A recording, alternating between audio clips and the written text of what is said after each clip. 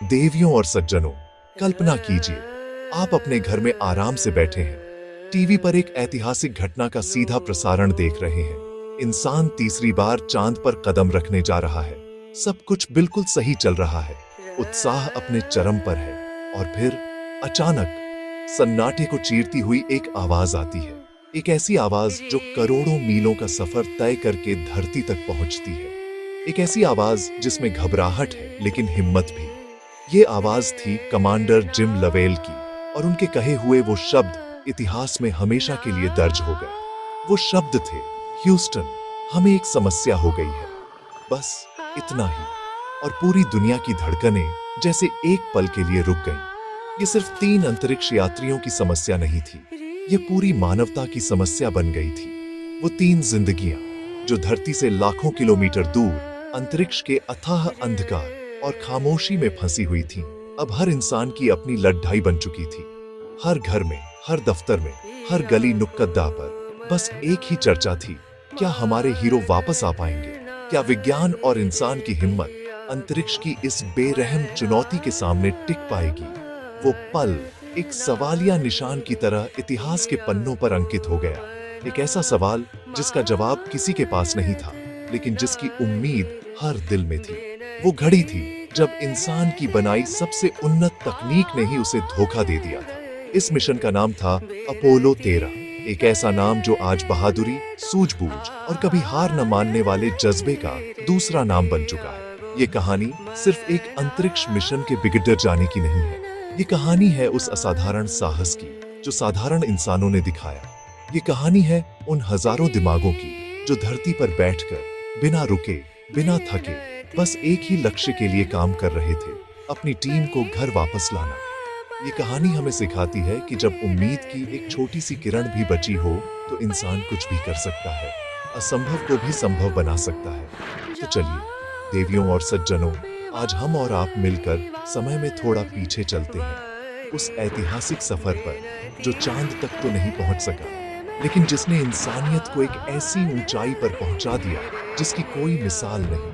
हम जानेंगे उन नायकों के बारे में जिन्होंने अंतरिक्ष की गहराइयों में मौत को मात दी, और हम सलाम करेंगे उन गुमनाम नायकों को भी जिन्होंने धरती पर रहकर अपनी बुद्धि और लगन से इस नामुमकिन बचाव अभियान को मुमकिन कर दिखाया। तैयार हो जाइए अपोलो 13 की इस रोमांचक और प्रेरणादायक दास्तां को सुनने के लिए, जो आज भी हमें यह याद दिलाती है कि सबसे अंधेरी रात के बाद ही सुबह का सूरज निकलता है।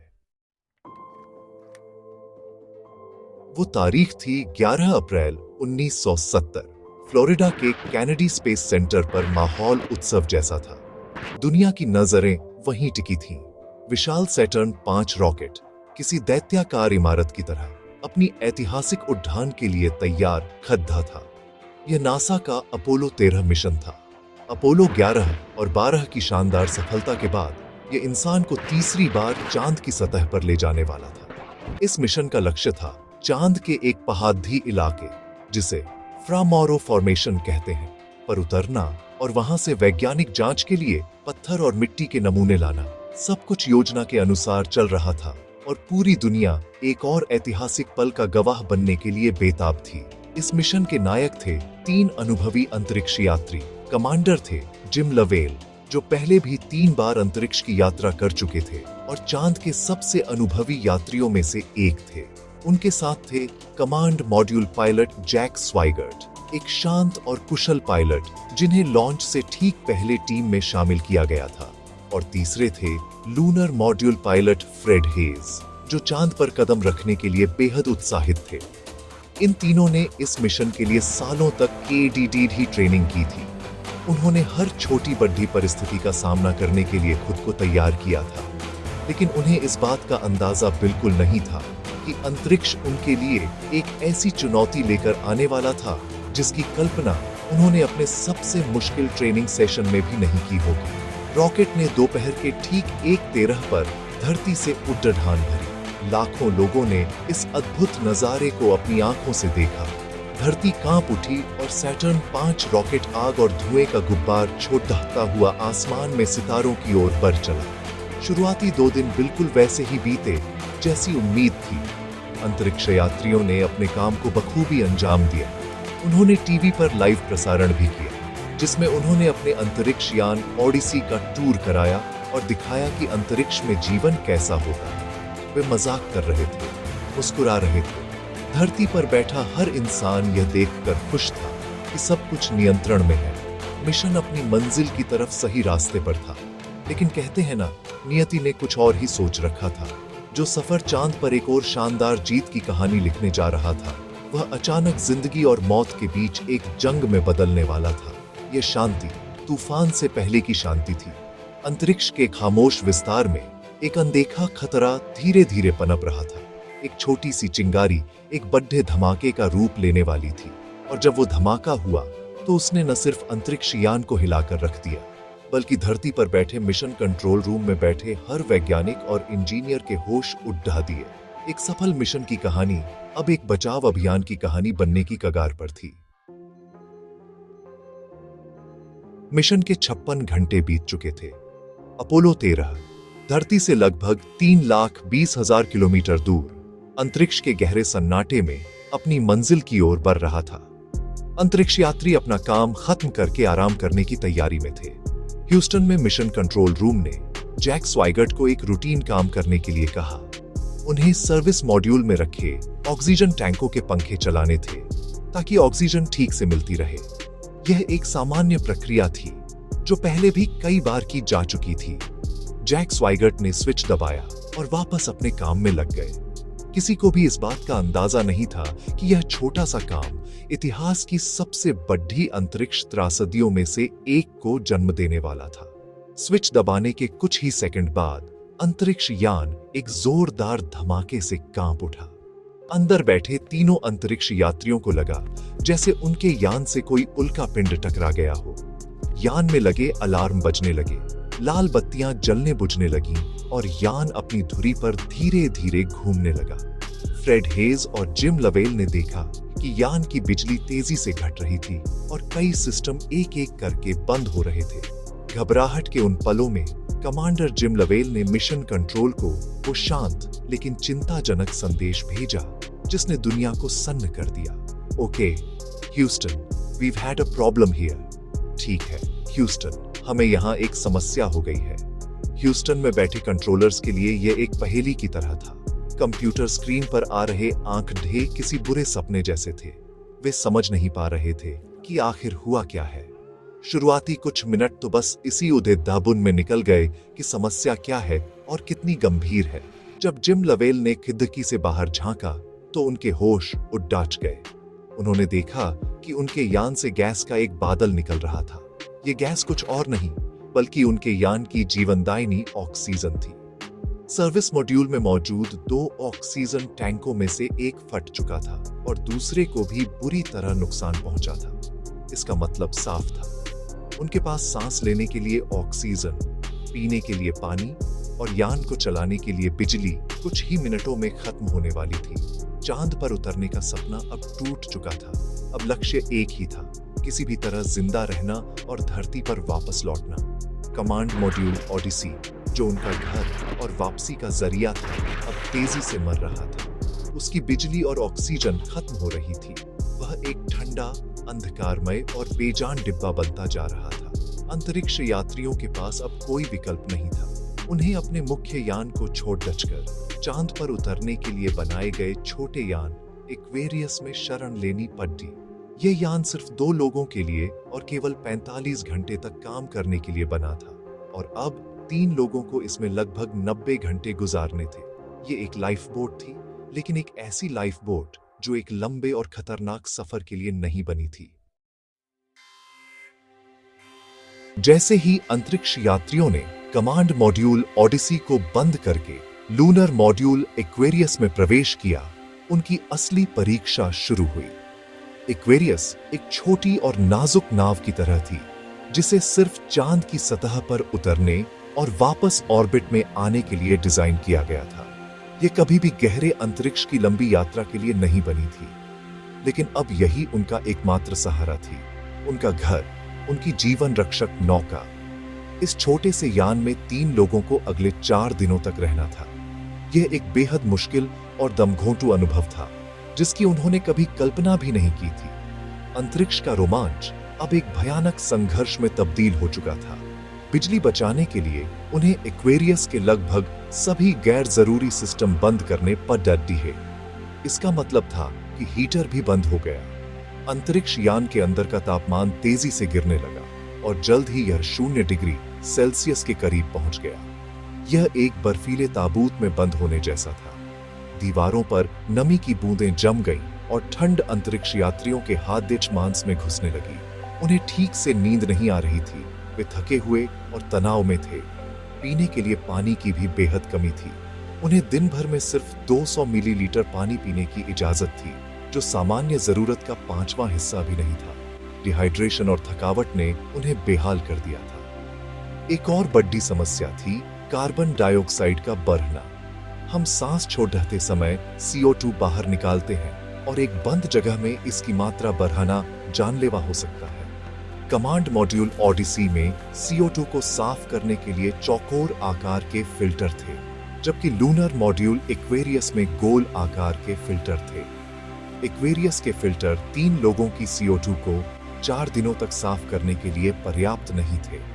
जल्द ही यान में CO2 का स्तर खतरनाक रूप से बढ़ने लगा, जिससे अंतरिक्ष यात्रियों को सिरदर्द और सांस लेने में दिक्कत होने लगी। उनके पास अतिरिक्त फिल्टर तो थे, लेकिन वे ओडिसी के थे और एक्वेरियस के सिस्टम में फिट नहीं होते थे। यह एक ऐसी पहेली थी जिसे अगर हल नहीं किया गया तो वे दम घुटने से मर जाते। इस निराशा और अंधकार के बीच अंतरिक्ष यात्रियों ने हिम्मत नहीं हारी। जिम लवेल, जैक स्वाइगर्ट और फ्रेड हेज ने असाधारण धैर्य और अनुशासन का परिचय दिया। वे जानते थे कि अगर वे घबरा गए या आपस में लड़ने लगे तो उनका बचना नामुमकिन हो जाएगा। उन्होंने एक दूसरे का हौसला बढ़ाया, ह्यूस्टन के निर्देशों का शांति से पालन किया और हर पल अपनी पूरी ऊर्जा और ध्यान सिर्फ एक ही चीज पर लगाया, जिंदा रहना। वे अंतरिक्ष के खालीपन में अकेले थे, एक ठंडे और मरते हुए यान में फंसे हुए थे, लेकिन उनकी आत्मा की शक्ति अभी भी जीवित थी। वे एक टीम थे और वे एक टीम की तरह ही इस लड़ाई को लड़ रहे थे। जब अपोलो 13 अंतरिक्ष में जिंदगी और मौत की जंग लड़ी रहा था, तब धरती पर ह्यूस्टन के मिशन कंट्रोल सेंटर में एक और लड़ाई लड़ी जा रही थी। यह लड़ाई थी समय के खिलाफ, तकनीक की सीमाओं के खिलाफ और निराशा के खिलाफ। मिशन कंट्रोल रूम, जो कुछ घंटे पहले तक उत्साह और उम्मीद से भरा हुआ था, अब तनाव और चिंता का केंद्र बन चुका था। हर इंजीनियर, हर वैज्ञानिक और हर कंट्रोलर की नजरें अपनी स्क्रीन पर गढ़ी थीं। उनके सामने आंकड़ों, चार्ट्स और चेतावनियों का एक जाल बिछा था और इसी जाल में कहीं उनके 3 साथियों की जिंदगी का रास्ता छिपा हुआ था। सबसे आगे खड़ी थे flight director gene cross. Gene cross एक ऐसे लीडर थे जिनकी आवाज में दृढ़ता और आंखों में अटूट विश्वास था। जब सब कुछ बिखरता हुआ दिख रहा था, तब उन्होंने अपनी पूरी टीम को एक साथ बुलाया। उन्होंने एक ऐसा भाषण दिया जो नासा के इतिहास में अमर हो गया। उन्होंने कहा, सुनो, यह नासा का सबसे अंधकारमय क्षण नहीं होगा, यह हमारा सबसे बेहतरीन क्षण होगा। उन्होंने अपनी टीम से कहा कि विफलता कोई विकल्प नहीं है। यह वाक्य इस पूरे बचाव अभियान का मूल मंत्र बन गया। क्रांस और उनकी टीम ने ठान लिया था कि चाहे कुछ भी हो जाए, वे उन 3 अंतरिक्ष यात्रियों को घर वापस लाकर ही रहेंगे। अब यह मिशन चांद पर जाने का नहीं, बल्कि इंसानी जान बचाने का था। ह्यूस्टन में बैठे सैकड़ों इंजीनियरों ने दिन रात एक कर दिया। वे सोए नहीं, उन्होंने खाना नहीं खाया। उनका पूरा ध्यान सिर्फ समस्याओं को सुलझाने पर था। उन्होंने अपोलो 13 के हर सिस्टम की एक कॉपी धरती पर बना रखी थी। वे हर समाधान को पहले धरती पर आजमाते थे और फिर उसके निर्देश अंतरिक्ष यात्रियों को भेजते थे। सबसे पहली और बड़ी चुनौती थी कार्बन डाइऑक्साइड फिल्टर की समस्या। टीम ने मिशन कंट्रोल रूम में मौजूद हर उस चीज को इकट्ठा किया जो अंतरिक्ष यान में भी उपलब्ध थी। एक कार्डबोर्ड, प्लास्टिक बैग, टेप और एक पुरानी जुराब। इन साधारण चीजों का इस्तेमाल करके उन्होंने एक जुगाड़ डे बनाया जिससे ओडिसी के चौकोर फिल्टर को एक्वेरियस के गोल सिस्टम में फिट किया जा सके। यह टीम वर्क और इंसानी सूझबूझ का एक अद्भुत उदाहरण था। इंजीनियरों ने इस जुगाड़ डीएच को बनाने के तरीके को कदम दर कदम अंतरिक्ष यात्रियों को समझाया। अंतरिक्ष में कड़कड़ाती ठंड और तनाव के बीच लवेल, स्वाइगर्ट और हेड्स ने उन निर्देशों का पालन किया और सफलतापूर्वक उस जुगाड़ डीएच को बनाया। जल्द ही CO2 का स्तर नीचे आने लगा और उन्होंने एक बड़ी बाधा पार कर ली। इसके बाद भी कई चुनौतियां आईं। यान को सही रास्ते पर कैसे लाया जाए, बची हुई बैटरी को कैसे इस्तेमाल किया जाए और कमांड मॉड्यूल को दोबारा कैसे चालू किया जाए। हर समस्या का समाधान ह्यूस्टन की टीम ने अपनी बुद्धि और लगन से निकाला। वे धरती पर बैठे वो गुमनाम हीरो थे जिनकी मेहनत के बिना यह बचाव असंभव था। अपोलो 13 की बचाव कहानी सिर्फ बड़ी रणनीतियों की नहीं, बल्कि छोटी छोटी और अनोखी जुगाड़ों की भी कहानी है। जब आपके पास संसाधन सीमित हों और समय भाग रहा हो, तब इंसान का दिमाग ऐसी तरकीबें निकालता है जिसकी कल्पना भी नहीं की जा सकती। कार्बन डाइऑक्साइड फिल्टर वाली समस्या इसका सबसे बड़ा उदाहरण थी। ह्यूस्टन में इंजीनियरों ने अंतरिक्ष यान में मौजूद सामान की लिस्ट देखी और एक समाधान तैयार किया। उन्होंने अंतरिक्ष यात्रियों को निर्देश दिया कि वे फ्लाइट प्लान बुक के गत्ते, प्लास्टिक बैग, चिपकने वाले टेप और एक नली का उपयोग करके एक अस्थायी अडेप्टर बनाएं। यह सुनने में जितना अजीब लगता है, उतना ही असरदार साबित हुआ। इस जुगाड़ डीएच को अंतरिक्ष में बनाना कोई आसान काम नहीं था। कड़ाके की ठंड में जब हाथ ठीक से काम नहीं कर रहे थे, अंतरिक्ष यात्रियों ने धैर्यपूर्वक ह्यूस्टन के निर्देशों का पालन किया। उन्होंने गत्ते को काटा, उसे टेप से जोड़ा और एक ऐसा उपकरण तैयार किया जिसे इतिहास में मेल बॉक्स के नाम से जाना गया। इस जुगाड़ ने कमांड मॉड्यूल के चौकोर CO2 फिल्टर को लूनर मॉड्यूल के गोल सिस्टम से सफलतापूर्वक जोड़ दिया। कुछ ही घंटों में यान के अंदर की हवा फिर से सांस लेने लायक हो गई। यह एक शानदार जीत थी जो दिखाती है कि कैसे मुश्किल समय में साधारण चीजें भी असाधारण काम कर सकती हैं। यह इंसानी दिमाग की उस क्षमता का प्रतीक था जो किसी भी नियम या किताब से परे जाकर सोच सकता है। एक और बड़ी चुनौती थी यान को वापस धरती के रास्ते पर लाना। धमाके के कारण यान अपने रास्ते से थोड़ा भटक गया था। उसे सही रास्ते पर लाने के लिए इंजन को कुछ देर के लिए चालू करना जरूरी था, जिसे कोर्स करेक्शन बर्न कहते हैं। लेकिन समस्या यह थी कि यान का ऑटोमेटिक नेविगेशन और टारगेटिंग सिस्टम बिजली बचाने के लिए बंद कर दिया गया था। अब अंतरिक्ष यात्रियों को यह काम मैन्युअली यानी हाथ से करना था। उन्हें यान को बिल्कुल सही दिशा में रखना था और इसके लिए उन्हें एक स्थिर तारे की जरूरत थी। लेकिन धमाके के बाद यान के चारों ओर मलबे के हजारों छोटे छोटे टुकड़े तैर रहे थे जो सूरज की रोशनी में तारों की तरह चमक रहे थे। इस सितारों जैसी दिखने वाली धूल के बीच असली तारे को पहचानना लगभग नामुमकिन था। तब कमांडर जिम लवेल ने एक अनोखा तरीका अपनाया। उन्होंने नेविगेशन के लिए किसी दूर के तारे की जगह अपनी खिड़की में दिख रही धरती का इस्तेमाल किया। उन्होंने धरती के उस हिस्से को अपने यान की सीध में रखा जहां दिन और रात मिल रहे थे, जिसे टर्मिनेटर लाइन कहते हैं। यह एक बेहद जोखिम भरा लेकिन शानदार आइडिया था। उन्होंने लूनर मॉड्यूल के छोटे इंजनों को हाथ से कंट्रोल करते हुए यान को सफलतापूर्वक सही रास्ते पर डाल दिया। यह एक ऐसा काम था जिसके लिए कोई ट्रेनिंग नहीं दी गई थी। यह सिर्फ अनुभव, सूझबूझ और हिम्मत का नतीजा था। यह जुगाड़ ही थी जिसने उन्हें घर का रास्ता दिखाया। चांद का चक्कर लगाकर अपोलो 13 अब धरती की ओर वापस आ रहा था। रास्ता तो सही मिल गया था, लेकिन सफर अभी भी खतरों से भरा हुआ था। लूनर मॉड्यूल एक्वेरियस, जो अब तक उनकी जीवन रक्षक नाव बना हुआ था, अपनी क्षमता की आखिरी हदों पर काम कर रहा था। उसकी बैटरी लगभग खत्म होने वाली थी और पानी भी नाम मात्र का बचा था।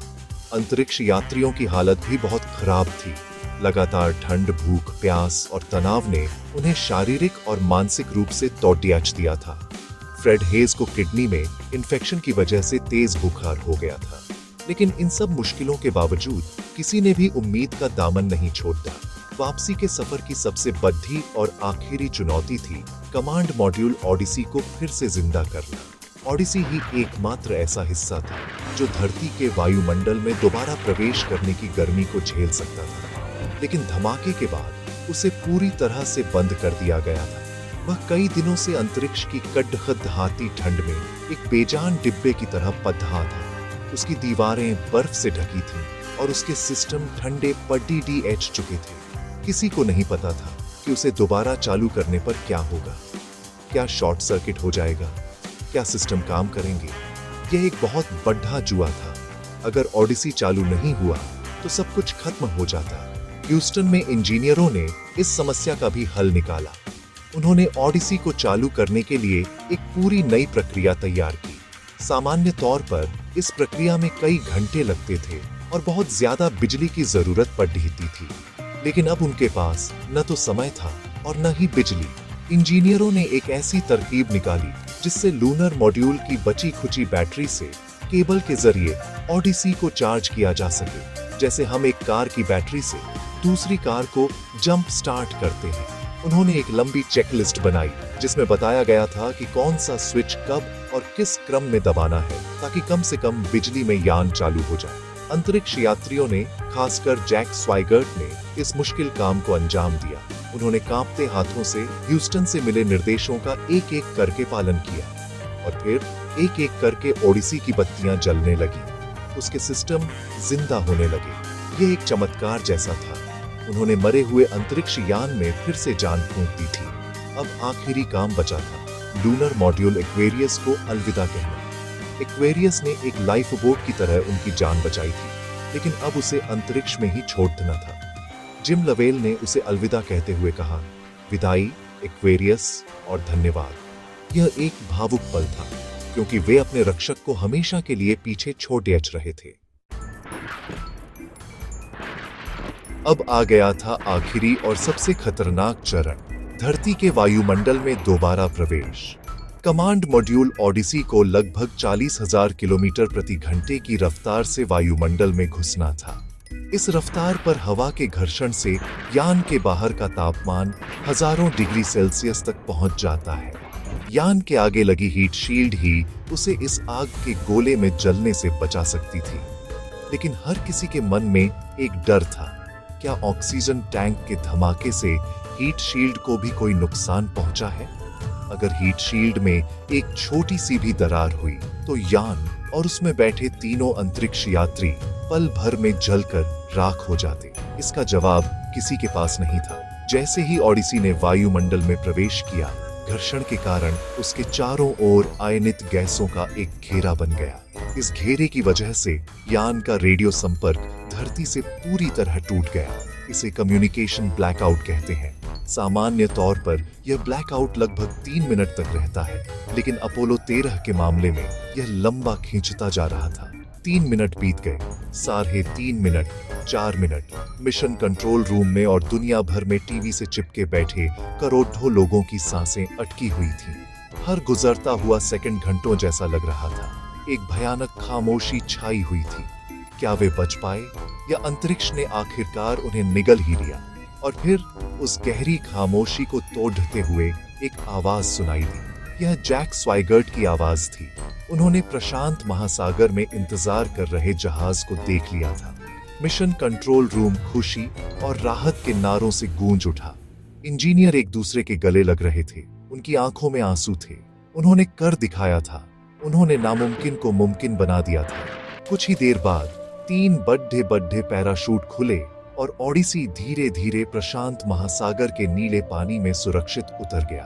17 अप्रैल 1970 को जिम लवेल, जैक स्वाइगर्ट और फ्रेड हेज 6 दिनों की भयानक और अविश्वसनीय यात्रा के बाद अपने घर, अपनी धरती पर वापस आ चुके थे। जैसे ही हेलीकॉप्टर से उन्हें बचाव जहाज पर लाया गया, पूरी दुनिया ने जश्न मनाया। यह सिर्फ 3 इंसानों की वापसी नहीं थी, यह पूरी मानवता की जीत थी। यह उस जज्बे की जीत थी जो कभी हार नहीं मानता। उन तीनों अंतरिक्ष यात्रियों का स्वागत नायकों की तरह किया गया। वे थके हुए थे, कमजोर थे, लेकिन जिंदा थे।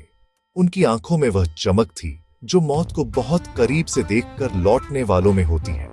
उन्होंने चांद को तो नहीं छुआ, लेकिन उन्होंने कुछ ऐसा हासिल कर लिया था जो उससे भी कहीं ज्यादा बढ़ा था।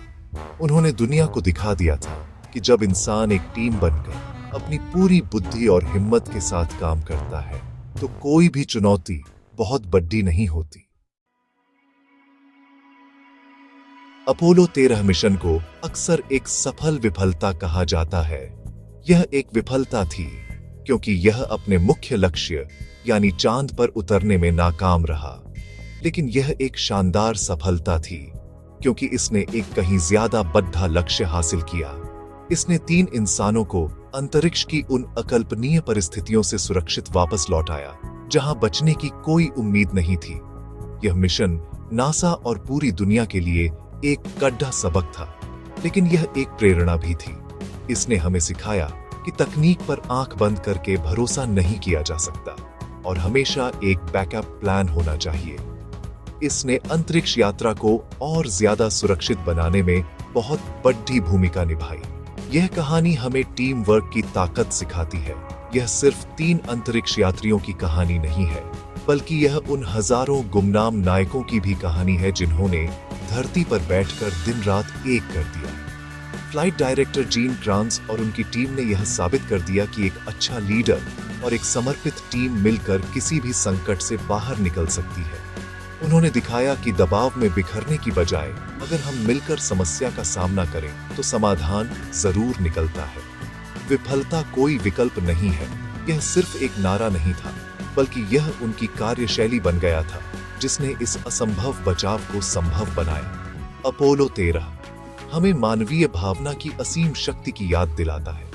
जिम लवेल, जैक स्वाइगर्ट और फ्रेड हेज ने जिस धैर्य, साहस और अनुशासन का परिचय दिया वह अद्भुत है। कड़ी डचकदाती ठंड में बिना पानी और नींद के मौत के साए में रहते हुए भी उन्होंने अपना आपा नहीं खोया। उन्होंने एक दूसरे पर विश्वास किया और ह्यूस्टन के निर्देशों पर भरोसा किया। उनका यह जज्बा हमें सिखाता है कि सबसे मुश्किल हालातों में भी अगर हम अपनी हिम्मत बनाए रखें तो हम किसी भी तूफान का सामना कर सकते हैं। यह मिशन सिर्फ विज्ञान और इंजीनियरिंग की जीत नहीं, बल्कि इंसान के अटूट हौसले की भी जीत है। तो देवियों और सज्जनों, अगली बार जब आप आसमान में चमकते चांद को देखें तो अपोलो 13 की इस कहानी को जरूर याद कीजिएगा। यह हमें याद दिलाती है कि इंसान की सबसे बड़ी उपलब्धियां सिर्फ मंजिल तक पहुंचने में नहीं, बल्कि रास्ते में आने वाली बाधाओं को पार करने में है। अपोलो 13 चांद तक नहीं पहुंच सका, लेकिन उसने हमें उससे भी कीमती सबक सिखाया। उसने हमें सिखाया कि जब उम्मीद, हिम्मत और दिमाग एक साथ मिल जाते हैं तो चमत्कार होते हैं। यह एक ऐसी कहानी है जो पीढ़ियों को यह प्रेरणा देती रहेगी कि इंसान की पहुंच उसकी कल्पना से भी कहीं ज्यादा है। धन्यवाद।